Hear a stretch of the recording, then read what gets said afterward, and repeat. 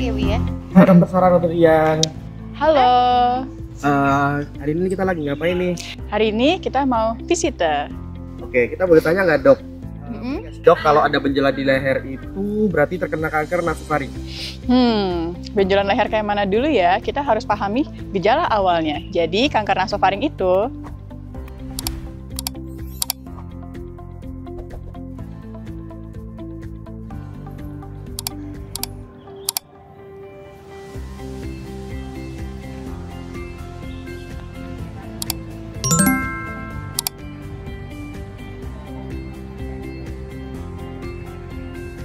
Aduh, kepala aku pusing, leherku ada benjolan. Aduh, kenapa ini? Aduh, nyumisan lagi. Namanya karsinoma nasofaring. Karsinoma nasofaring biasa disebut dengan KNF. Pada orang awam sering disalahartikan dengan flu. Karsinoma nasofaring atau yang biasa disebut dengan KNF merupakan keganasan yang berasal dari dinding nasofaring, terutama pada daerah fossa Rosenmuller.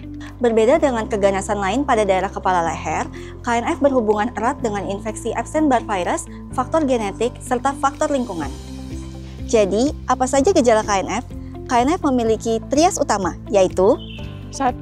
Epistaksis atau mimisan berulang yang sering namun tidak jelas penyebab. 2. Benjolan pada leher atau limfadenopati servikal. 3. Rasa penuh di telinga dan telinga berdenging. Nah, sekarang kita belajar yuk tentang penyebab dari karsinoma nasofaring itu sendiri. 1. Infeksi dari virus Epstein-Barr atau EBV. 2.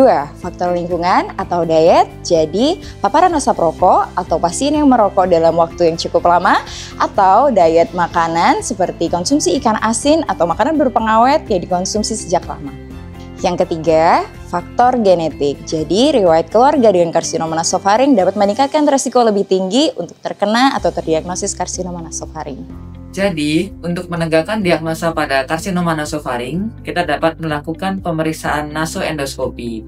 Dan apabila kita mendapatkan adanya massa pada bagian nasofaring, dapat kita lanjutkan pada pemeriksaan biopsi.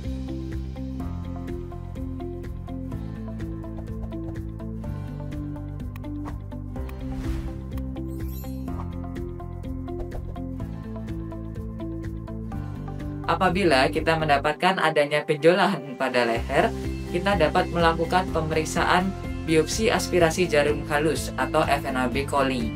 Kemudian, kita juga dapat melakukan pemeriksaan penunjang berupa CT scan kepala leher dengan kontras untuk melihat perluasan massa pada nasofaring.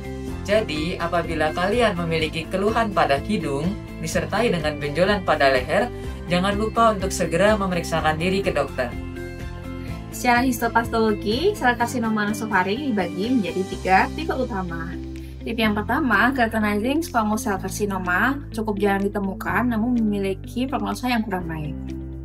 Tipe yang kedua, non-keratinizing squamous cell carcinoma, paling banyak ditemukan di daerah endemik, terutama di Indonesia, terjadi pada usia produktif dan sering dikaitkan dengan infeksi dari Epstein-Barr virus. Tipe ini cukup baik dan responsif terhadap terapi dari kemoterapi. Tipe yang ketiga, undifferentiated carcinoma, merupakan tipe karsinoma nasofaring yang ditemukan pada tahap lanjut dan merupakan tipe karsinoma nasofaring yang juga susah untuk diterapi. Ketika seseorang terdiagnosis dengan karsinoma nasofaring, pertanyaan yang paling sering muncul adalah bagaimana cara pengobatannya?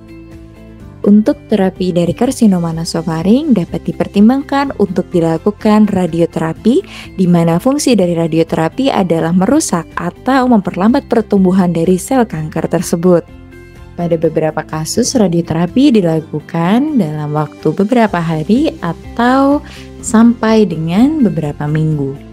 Dan radioterapi memberikan hasil yang efektif pada penderita dengan karsinoma nasofaring yang masih dalam kondisi stadium awal. Selain itu, pemberian terapi suportif juga diperlukan, seperti contohnya pemberian nutrisi yang seimbang dan dukungan sosial dari keluarga maupun lingkungan terhadap pasien dengan karsinoma nasofaring dalam menjalani proses terapinya. Kalau kamu atau keluargamu mengalami gejala-gejala tersebut, segera periksakan diri ke dokter spesialis THT terdekat untuk deteksi dini. Ingat, karsinoma nasofaring dapat diterapi. Waspada, deteksi, obati.